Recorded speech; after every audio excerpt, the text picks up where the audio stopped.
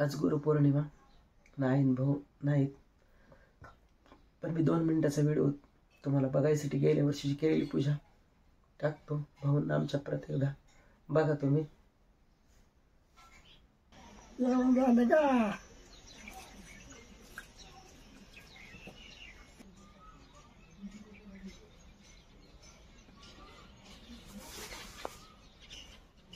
काय दिसत का तुला?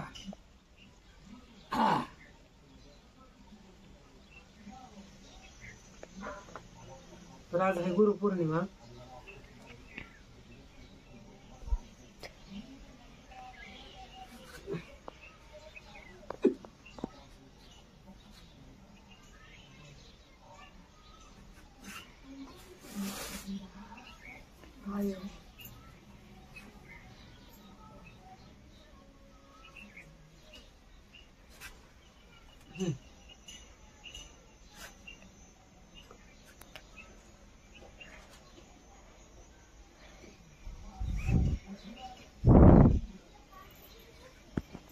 आमची गुरुपौर्णिमा कशी साजरी झाली बघा.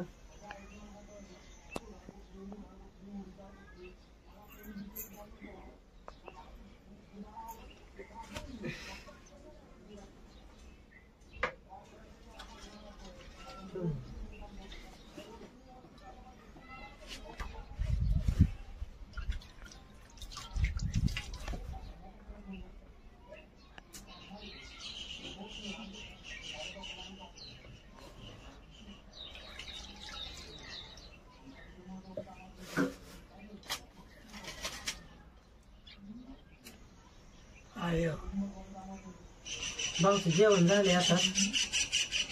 माझ्या पौर्णिमा आज लय गरम झालं.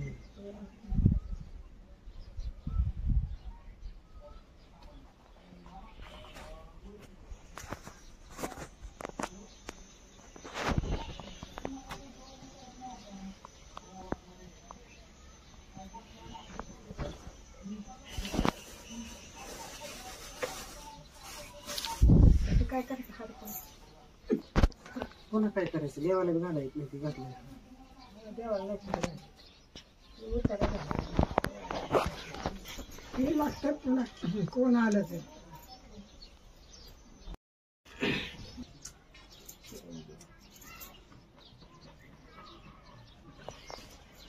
तर आमची गुरुपौर्णिमा झाली अशी. कळते का ते? तर बाबा म्हणते ते हार काय करायचं परत, हार काय करायचं. नमस्कार मित्रांनो, योगेश भाऊच्या चॅनलमध्ये स्वागत आहे सगळ्याचं. चहा पाणी नाश्ता पाणी झालं तर सगळ्याला गुड मॉर्निंग. सगळ्यात पहिलं माझ्याकडून तुमच्या सहकुटुंब सहपरिवाराला गुरुपौर्णिमेच्या लाख लाख शुभेच्छा.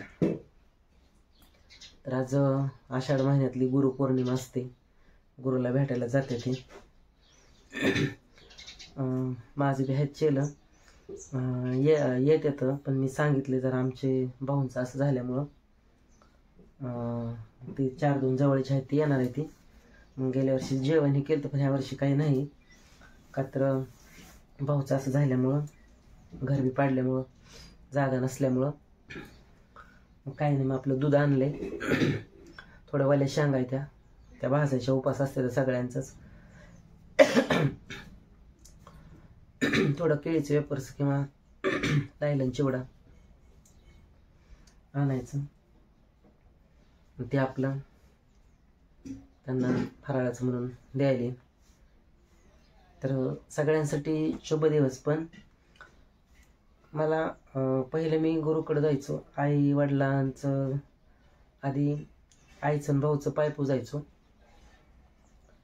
कारण आई वडील हे पहिल्यात सगळ्यात गुरु असतात. कारण देवपूजा झाली की आई वडिलाचं पाय पुजायचो आणि परत माझ्या गुरुकडे जायचो, तिथं थांबायचो. पण ह्या वर्षी गुरुपौर्णिमा आली, पण जन्मदाता जे मायपिता आहेत ते माझं गुरु म्हणजे आई वडील. भाऊ तर नाही, तुम्हाला तर माहीत आहे. पण आई पण मुंबईला आहे. गुरुकडे तर जाणारच आहे मी. जे माझे पहिले गुरु होते आठवण झाली. आणि तुम्हाला जर बघायचं असेल तर मी गेल्या वर्षीचा व्हिडिओ तुम्हाला भाऊचा आठवण म्हणून टाक, कारण गुरुपौर्णिमा येत राहणार पण गेलेला माणूस परत येऊ शकत नाही. त्याच्यामुळं आनंदाचा आणि दुःखाचा दिवस म्हणला तरी चालेल.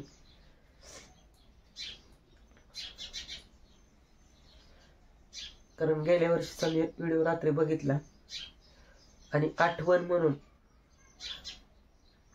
की गेल्या वर्षी आईला पण मी शेवटचं कुंकू लावलं, भाऊचं पण शेवटचं पाय पुजलं. मला ती गेल्या वर्षीची गुरुपौर्णिमा शेवटची ठरली म्हणून मी आठवण म्हणून ती व्हिडिओ थोडासा टाकेन तुम्हाला. कारण सगळ्यात प्रथम सगळ्याच्या आधी आई वडील आपले गुरु असतात आणि त्यांनी जगदुनिया दाखवलेली असते.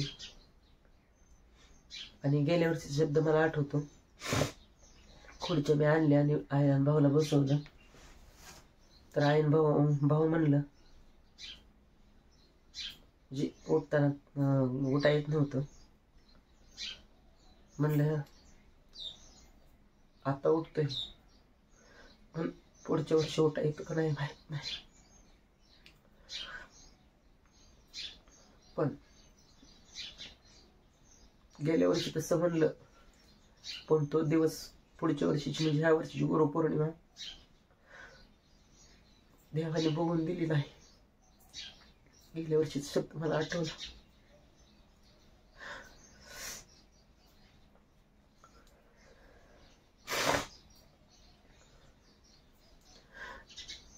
कारण पाय पुजायला लागलं की भाऊला लय आपुलकी कौतुक वाटायचं. गेल्या वर्षी मी सगळं करून देवपूजा करून केली आणि आई भाऊचं पाय पुजलं. मग गुरुकडे भेटायला गेलो.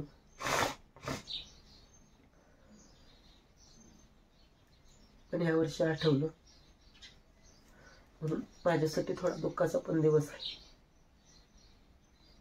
कारण गेल्या वर्षी भाऊजी म्हणलं पुढच्या वर्षी मला उठा येतं का नाही माहित नाही. देवाने ह्या वर्षीची गुरुपौर्णिमा त्यांना बघून दिली नाही.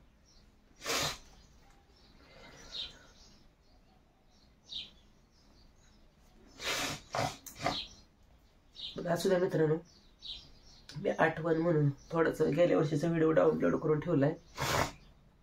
1-2 मिनिटाचा व्हिडिओ टाकल आणि गेल्या वर्षी केलेली आईची भाऊची गुरुपौर्णिमा कशी वाटली मला नक्की सांगा. कारण ह्या वर्षी आई पण नाही, भाऊ पण नाही, मी पाय कुणाचं पण.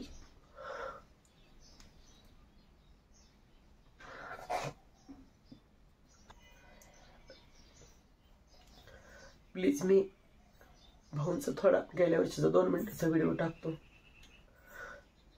आणि तुम्हाला परत एकदा भाऊचा चेहरा दाखवतो.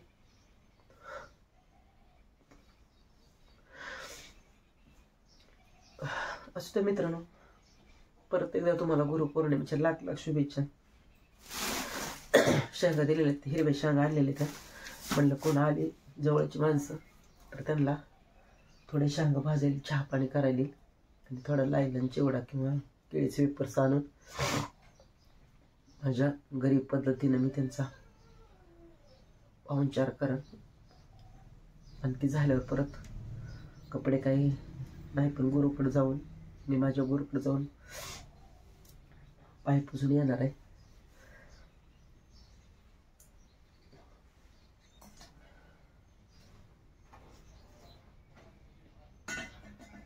तर तुम्हाला एकदा मी परत भाऊचा चेहरा दाखवतोय, बघा तुम्ही.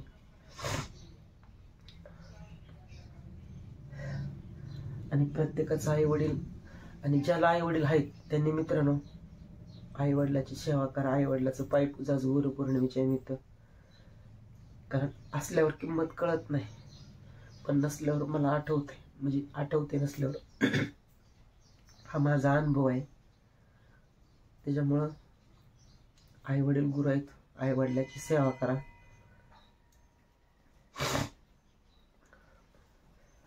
कारण असल्यावर लक्षात येत नाही, पण नसल्यावर लय आठवतं.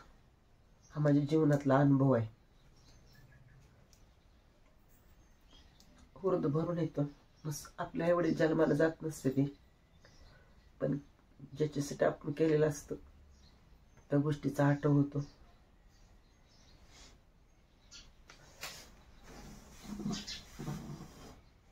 त्या गोष्टीचा आठव होतो.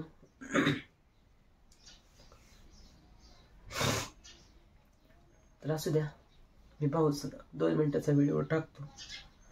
मी गेल्या वर्षीच्या आई वडिलाची केलेली गुरुपौर्णिमा कशी वाटली नक्की सांगा. आणि मी आज एकटा पडलोय. खरंच मला एकटा जीव सदाशिव नाव खरंच शोभलं. कारण मी आज एकटा पडलोय. साथ प्रतिसाद देणारा कोणी नाही. मित्रांनो, तुमचं पाठिंबा असावा हीच अपेक्षा करतो. तुमचा आशीर्वाद ह्या भोळ्या बाबड्या भावाच्या पाठीमागे राहावा. चला मित्रांनो, भेटू पुढच्या व्हिडिओमध्ये. आणि परत एकदा माझ्याकडनं तुम्हाला गुरुपौर्णिमेच्या लाख लाख शुभेच्छा. तुमच्या सहकुटुंब सहपरिवारांना. बाय. धन्यवाद.